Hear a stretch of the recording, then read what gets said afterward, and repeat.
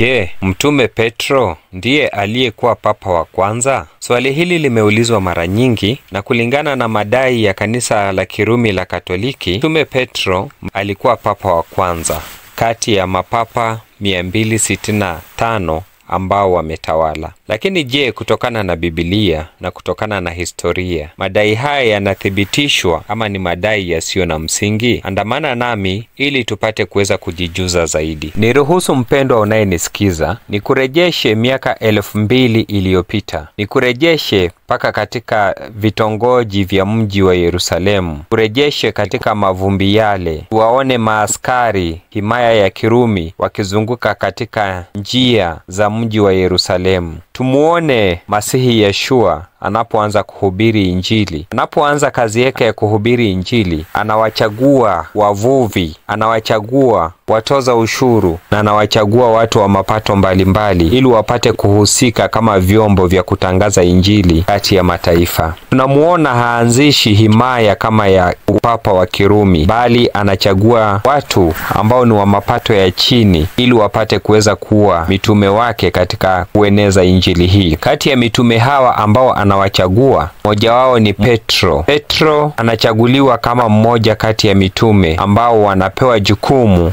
la kuweza kueneza Injili. Petro anakuwa kiongozi mmoja mwenye ushupavu, kiongozi mmoja anayehusika pakubwa katika kueneza Injili. Lakini je, Petro ametajwa vipi? Ndiye aliyekuwa papa wa kwanza au ni madai tu ya kanisa la Kirumi la Katoliki? Andamana nami nikupee sababu 5 muhimu ambazo zinathibitika kutoka katika historia na kutoka katika maandiko, zikithibitisha kwamba Mtume Petro hakukuwa papa wa kwanza. Naam, huenda umeshangaa, huenda umepatwa na butua, lakini ukweli ni kwamba ninakupa sababu 5 muhimu za kuthibitisha kwamba Mtume Petro hakukuwa papa wa kwanza. Sababu hizi zimetoka katika historia na pia zimetoka katika maandiko matakatifu. Andamana pamoja nami. Kama bado haujasubscribe katika channel hii, ningekusihi usubscribe, na kama video hii itakupendeza, tafadhali ipe alama ya kupendeza, na pia unaweza ukaacha komenti yako ili tupate kuweza kusaidiana zaidi. Sababu 5 kwa nini Mtume Petro hakukuwa papa wa kwanza wa kanisa la Kirumi la Katoliki, wala papa yeyote wa kanisa lolote lile katika historia. Sababu ya kwanza, tunapoyachunguza maandiko, tunaona kwamba Mtume Petro alikuwa mmoja kati ya viongozi ambao waliachwa na Masihi hapa duniani. Wakati Masihi anapopaa mbinguni, tunaona Petro anachukua jukumu. Tunamuona Petro akihubiri katika siku kuu ya Pentekoste katika Matendo ya Mitume 2. Tunamuona Petro na Yohana wakiponya kiwete katika Matendo ya Mitume 3. Tunamuona Petro akitetea imani mbele ya baraza la wazee katika Matendo ya Mitume 4. Lakini jambo ambalo hatulioni, hakuna mahali ambapo tunaonyeshwa kwamba Petro amekuwa kiongozi wa pekee ama kiongozi imla wa kundi la mitume ama kanisa hili la Agano Jipya. Wakati kunapotokea kutokuelewana, inabidi mitume ili waweze kukaa na kujadili jambo hilo kuhusiana na mataifa wanaoamini. Tunaona mitume wanakaa kule Yerusalemu, hawakai Roma, bali wanakaa Yerusalemu. Jambo lingine, tunaona wanapokaa na kujadiliana, Matendo ya Mitume 15 mstari wa 13 hadi 21, ni mtume Yakobo ndiye anayesimama na soma uamuzi ambao umepitizwa na mitume wote. Sio Petro ambaye anasimama na kutoa uamuzi. Kama ingelikuwa kwamba Petro ndiye papa wa kwanza, basi tungetazamia na kutarajia kwamba Petro ndiye angesimama na kutoa uamuzi. Tena angeutoa uamuzi bila kushauriana na mitume wengine. Lakini hapa tunaona kwamba mitume, kanisa lile la mwanzo liliongozwa na mitume kwa pamoja, wakiongozwa ama wakielekezwa na Roho Mtakatifu. Hakukuwa na mmoja wao ambaye alikuwa ndiye kiongozi, kwamba anaposema jambo lake linakuwa limepita, bali uamuzi waliokuwa wakiufanya walikuwa wanaufanya kwa pamoja kama mitume. Ukisoma Matendo ya Mitume 15 mstari wa 6, wanapoandika barua wanasema mitume pamoja na wazee wanakuja pamoja ili wapate kuweza kushauriana kuhusiana na jambo hili. Na wakati wanapofikia uamuzi, mstari wa 28 wanaandika wakisema, imempendeza Roho pamoja na sisi. Kwa hivyo jambo walilokuwa wakifanya kumpendeza Roho Mtakatifu, na wanafikia uamuzi wakiwa pamoja. Uamuzi huu unaonyesha kwamba kweli mitume hawa hawakuwa wanategemea mmoja kati yao kama kiongozi, kama ilivyo wakati huu ambapo papa akinena jambo ambalo anilisema linakuwa ni sheria. Jambo lingine kuhusiana na jambo hili, tunaona mitume wakati wanapoongea wananena uongozi ukiwa pamoja, yaani wananena kwa wingi, sio kwa umoja. Kwa mfano unaposoma katika Wafilipi 1 mstari wa 1, unaona hapo anaongea kuhusu wazee pamoja na mashemansi. Aongei kuhusu mzee kama mmoja, bali wazee kana kwamba ni wengi pamoja na mashemansi. Matendo ya Mitume 14 mstari wa 23 anaongea kwamba muacha ili wapate kuweza kuchagua wazee katika kila kanisa. Wazee, sio mzee. Tito 1 mstari wa 5, uchague wazee katika kila kijiji. Kwa hivyo hapa tunaona kwa vyovyote vile mitume wanajaribu kuonyesha umoja katika uongozi. Si kuongozwa na mtu mmoja, lakini uongozi wa wingi ndio wanajaribu kuonyesha. Jambo lingine ambalo tena linatokea hapa, unaposoma katika Matendo ya Mitume 20 mstari wa 28, tunaambiwa wakati anaponena na hawa, anawaambia kwamba mujichunge wenyewe na mchunge lile kundi lililo kati yenu ambalo Roho amewaweka kuwa waangalizi. Wakati tunaposoma hapo kwamba Roho amewaweka kuwa waangalizi, tunaona Paulo akiongea na hili kanisa la Waefeso ama wazee wa Waefeso, anaongea waangalizi, si muangalizi, kumaanisha kwamba walikuwa wengi, sio mmoja kama vile papa alivyokuwa wakati huu. Ukisoma 29-28 hadi 30, Matendo ya Mitume 20:29 hadi 30, tunaona kwamba Paulo alikuwa amewaonya kwamba kutatokea walimu wa uongo kati yao. Kwa hivyo alikuwa amewaonya wajichunge na walimu wa uongo watakaotokea kati yao. Si wajichunge na Roma ama wajichunge kwa kufuata mafundisho ya Roma, bali wajichunge na walimu wa uongo watakaotokea kati yao. Unapoingia katika historia kuhusiana na jambo hili, tunapata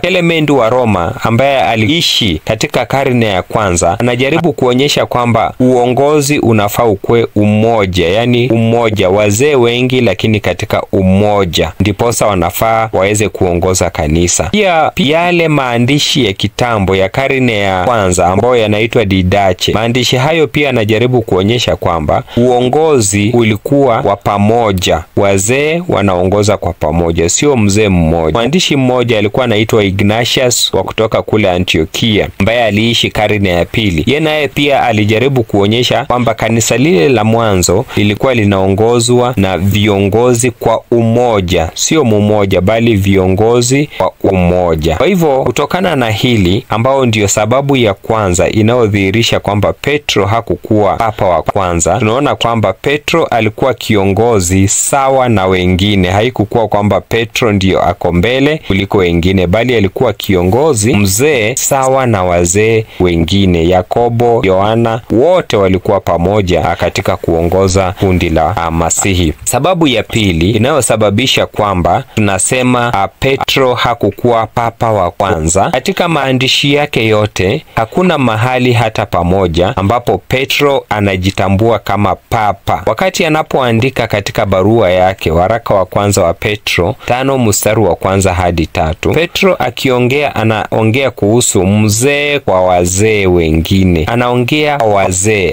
hajaribu kuonyesha kwamba yeye ako juu yao, lakini anajaribu kuonyesha jinsi walivyo sawa, jinsi walivyo pamoja, jinsi walivyo katika hiyo hadhi moja, sio kwamba amewazidi kwa lolote. Ndio maana anasema mimi kama mzee mwenzenu. Anajaribu kuonyesha naye pia yupo tu pamoja na wao katika huo uongozi. Kisha anakuja anasema mulichunge kondoo ama kundi la Bwana, mulichunge kundi la Bwana. Anajaribu kuonyesha jinsi pia naye anavyoajikaza katika kulichunga lile kundi la Bwana, sio kama mabwana wanaowatawala. Na wakati unapojaribu kutafakari neno papa linatokana na jina baba baba. Kwa hivyo unapoanza kujipea jina baba, kulingana na historia, huwa inatuambia jina hili lilianza kutumika karne ya 6, wakati maaskofu wa Rumi walianza kujiinua na wakaona kwamba wanafaa wawe juu zaidi ya maaskofu wengine. Kwa hivyo wakachukua hilo jina. Inasemekana kwamba ukichunguza vizuri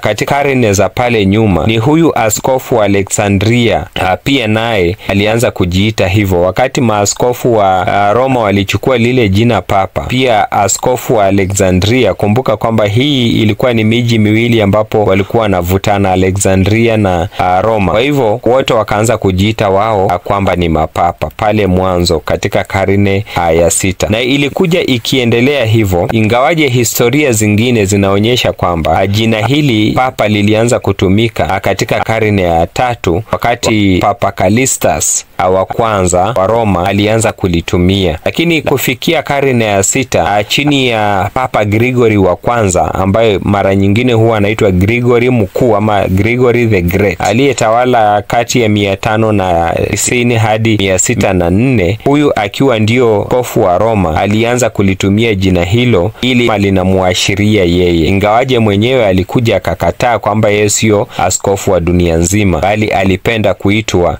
jina la papa. Bali ilipofikia mwaka wa 607, Boniface wa 3 akalichukua lile jina akalifanya iwe jina rasmi la askofu ambaye anatawala Roma, na kukatoka amri ambayo ilitoka mfalme ambaye alikuwa anaitwa Emperor Focus kwamba jina hilo la papa libakie kwa askofu wa Roma. Kwa hivyo tangu mwaka huu wa 607 mpaka wakati huu jina hilo kawa limebakia kwa askofu wa Roma. Ila katika Biblia hakuna mahali popote ambapo tunaonyeshwa kwamba viongozi wa kanisa anafaa achukue hilo jina papa. Hakuna mahali ambapo tunaonyeshwa kwamba wale mitume walioachwa na Masihi yeyote kati yao alichukua lile jina papa. Kwa hivyo hiyo ndio sababu ya pili ambao tunasema kwamba Mtume Petro hakukuwa papa wa kwanza. Sababu ya tatu ambao sema hivyo kwamba Petro sio mwanzilishi wa kanisa la Roma. Naam, waenda kuwa umeshtuka, lakini ukweli ni kwamba Mtume Petro siye mwanzilishi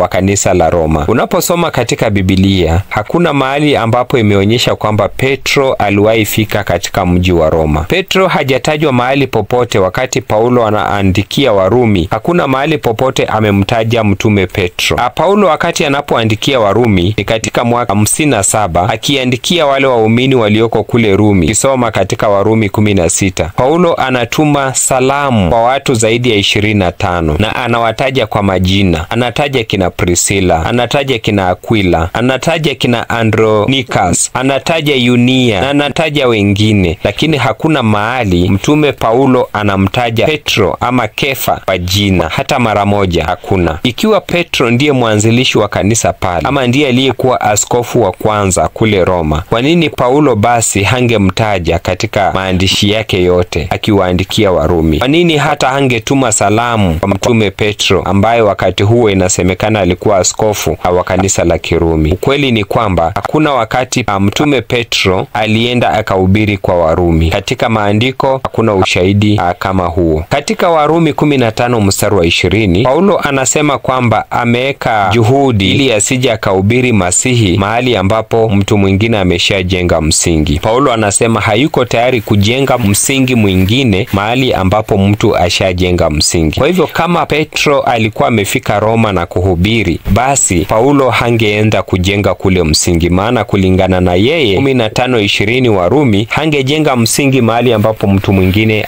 amekwisha kujenga. Kwa hivyo hii ni thibitisho tosha ya kwamba Petro hakuhubiri Roma, bali aliyehubiri Roma kwa Warumi ni Mtume Paulo. Unaposoma katika kitabu cha Matendo ya Mitume, ujaribu kufuatilia jinsi Mtume Petro alivyoenda matembezi yake na katika kueneza kwake Injili. Unamuona kwamba Mtume Petro anatoka Yerusalemu anaelekea Samaria, anatoka Samaria anaelekea mahali panaitwa Lida, kisha anatoka hapo anaelekea Jopa. Kidogo kidogo Mtume Petro anafika Antiokia kulingana na Wagalatia 2. Lakini hakuna mahali ambapo tunaonyeshwa Mtume Petro amesafiri na kuelekea Roma. Maandiko yamenyamaza hivyo. Biblia imemwacha Petro akiwa Antiokia, haijamtoa pale ikamfikisha Roma. Paulo anapoandika barua zake akiwa katika kule gereza ya Roma, anaandika barua kwa Waefeso, kwa Kolosai, wa Wafilipi na Timotheo wa pili akiwa gerezani. Lakini kwa haya yote hakuna mahali Paulo anamtaja mtume Petro katika nyaraka hizo 4 ambazo nimekutajia. Kwa hivyo kulingana na Biblia na hata kulingana na historia, hakuna mahali ambapo imeonyesha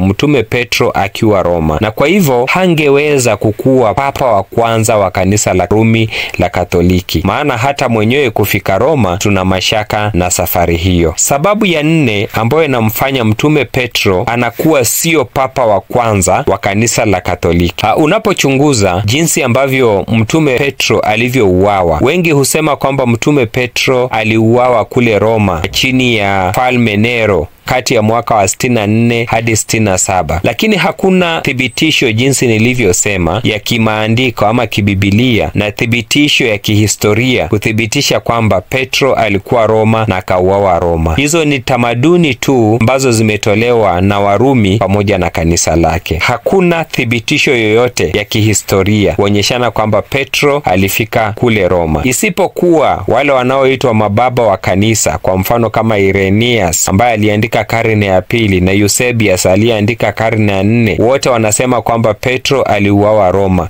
wakati wa Mfalme Nero. Hiyo ni mwaka wa 64 hadi 67. Lakini unapochunguza vizuri unakuja kugundua kwamba jambo hilo haliungwi mkono na Biblia wala historia nyingine zile. Jinsi nilivyosema, kitabu cha Matendo ya Mitume kinamfuata Petro kutoka Yerusalemu hadi Yopa, Kaisaria na Antiokia, lakini hakuna mahali ambapo Matendo ya Mitume inamtaja mtume Petro kwamba aliwahi kufika mji wa Roma. Katika maandiko mengine, jinsi nilivyosema, hakuna mahali ambapo Paulo anamtaja Petro akiwa Roma. Na wakati Petro anavyojitaja katika Petro wa kwanza 5 mstari wa kwanza, hajiiti kwamba yeye ni papa wala hajiiti yeye ni askofu, bali anajiita tu mzee wakati anapoongelesha wazee wengine. Kwa hivyo tuna ushahidi wowote kuthibitisha kwamba mtume Petro alikuwa Roma. Kulingana na Clementi wa Roma ambaye aliandika mwaka wa 96, anaongea kwamba Petro aliuawa, lakini hatuambii Petro aliuawia Roma na hasemi kwamba Petro alikuwa askofu wa Roma. Mwandishi mwingine ambaye ni Irenaeus ambaye aliandika mwaka wa 180, huyu Irenaeus anaongea kuhusu Petro na kuhusu Paulo kama ndio walioanzisha kanisa la Roma. Lakini katika maandishi haya tunakuja kuwa na mashaka, maana Paulo na Petro hawakuwa nafanya kazi pande mmoja. Petro tunamfahamu alikuwa ametumwa kwa waliotahiriwa, Paulo naye alikuwa ametumwa kwa wasiotahiriwa. Kwa hivyo haingewezekana wawili hao wawe Roma waanzishe kanisa pamoja na waanzishe upapa kiwa pamoja. Hakuna mahali ambapo tumetajiwa kwamba Petro alikuwa Roma na hata akawa kiongozi wa kanisa kule Roma. Jambo la 5 ambalo ni la mwisho linalofanya tunashikilia kwamba mtume Petro hakukuwa papa na hajawahi kuwa papa wa kanisa la Kirumi la Katoliki ni kwamba afisi hii ya upapa haikuwepo pale mwanzo, jinsi ambavyo tumeonyesha na kuthibitisha kwamba mitume walikuwa wanajiita mitume, walikuwa wanajiita wazee, lakini hakuna mtume hata mmoja aliyejiita papa. Ofisi hii ya upapa imeanza baadaye, jinsi ambavyo tumesema, na ikaendelea ikipanuka. Katika mwaka wa 607 Boniface wa 3 ndiye ambaye alianza kujiita papa, jinsi ambavyo tumesema, na ikazidi kupanuka mpaka wakati kulipotokea amri ya kwamba askofu wa Roma achukue hilo jina la upapa, na ikawa hivyo na ikasambaa. Kwa hivyo hakuna mahali popote ambapo tunatajiwa ama tunapewa thibitisho kwamba mitume wa mwanzo walikuwa wanachukua ama wanatumia hili jina la papa. Kuna mwingine alikuwa anaitwa Cyprian wa Carthage katika karne ya 3. Yeye ndiye aliyethibitisha kwamba kuna umuhimu wa maaskofu wote wa Kirumi pamoja na wale wengine waonekane kuwa sawa. Karne ya 4 na karne ya 5 kuna maaskofu kama Leo wa kwanza, Gregory wa kwanza ndio walianza kunyakua uongozi, wakaanza kunyakua mamlaka na hata wakaanza kujiita wawakilishi wa Mwokozi hapa duniani, Vicar of Christ. Hao ndio walikuwa wa kwanza kuanza kujinyakulia hayo madaraka. Kwa hivyo ofisi ya upapa ilianza kukua kuanzia karne ya 3, karne ya 4 na karne ya 5. kufikia mwaka wa 313 wakati wa uongozi wa Konstantini. Wakati Konstantini alipotoa amri ya kwamba Ukristo ukuwe dini rasmi wa ufalme wake, na akatoa amri ya kwamba ufalme wake ugeuzwe ili upate kuweza kuwa ni ufalme wa Ukristo. Hapo ndipo hawa Warumi walipata nguvu, wakati kuliunganika serikali pamoja na dini. Kwa hivyo Konstantini akajaribu kuunganisha serikali pamoja na dini. Dini hiyo ikazaliwa ikawa dini ya Kirumi, maana Konstantini alikuwa mfalme ama mtawala wa Kirumi. Kwa hivyo ikaitwa dini ama kanisa la Kirumi la Kikatoliki. Katoliki kumaanisha dunia nzima, universal. Yaani kanisa la Kirumi limeanzia Rumi na limeshika dunia nzima, ndio likaitwa Roman Catholic Church. Hiyo ni miaka mingi baada ya mitume Petro na Paulo kufa na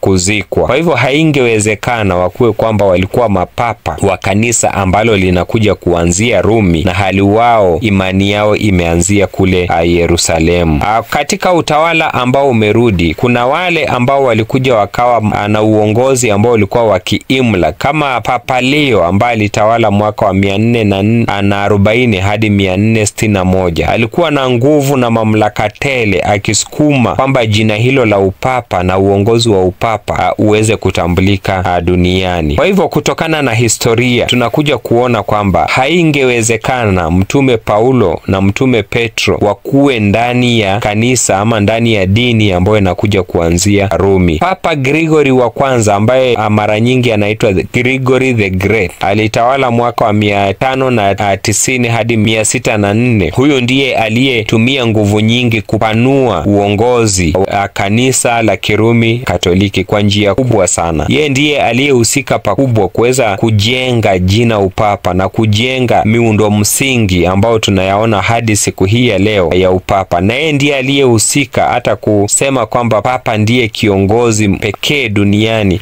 wa kidini. Yeye ndiyo mamlaka yake yanafaa yaweze kujulikana ama kutambulikana. Kwa hivyo tunaona jambo hili la upapa ni jambo ambalo limekuwa likikua baada ya muda, kuanzia karne ya 3. Hapo mitume washaenda, hawapo tena, ndiposa upapa ukaanza wakati Konstantini aligeuka na akawa Mkristo wa Kirumi. Kwa hivyo mpendwa unayenisikiza, ningependa kukuthibitishia ya kwamba mtume Petro hajawahi na hakuwahi na hatawahi kuwa papa wa kanisa la Kirumi la Katoliki. Lakini mtume Petro alikuwa mmoja kati ya wazee viongozi wa kanisa alilolianzisha Masihi hapa duniani. Na wakati anapokuja kufa, hakukuwa na kanisa Katoliki duniani, bali kanisa lile lililokuwa ni lile lililoanzishwa na Mwokozi hapa duniani, ambalo wazee wote ambao walikuwa na shikilia uongozi walikuwa wanajiona sawa. Hakukuwa na yule ambaye alikuwa mkubwa kuliko mwenzake, na wote walikuwa nakutana wanafanya uamuzi kwa ajili ya kuliongoza kanisa wakisaidiwa na Roho wa Bwana. Na wakati ambapo Petro alipokuwa akifanya makosa, alikuwa anarekebishwa kama tunavyosoma katika Wagalatia. Sio papa asiyefanya makosa kama ilivyo wakati huu. Kwa hivyo jambo hili la upapa ni jambo ambalo lilianza baadaye, baada ya mitume kufa na kuzikwa, wakati kanisa la Kirumi lilipoanza kuinuka. Kwa hivyo natumai kwamba umejifunza jambo, na ikiwa makala haya yamekupendeza, ningekusihi tafadhali subscribe, onyesha kwamba umependa video hii, na hata uonyeshe kwa kuweka komenti yako pale, ili tupate kuweza kujua jinsi ambavyo umebarikiwa. Barikiwa sana na utendewe mema.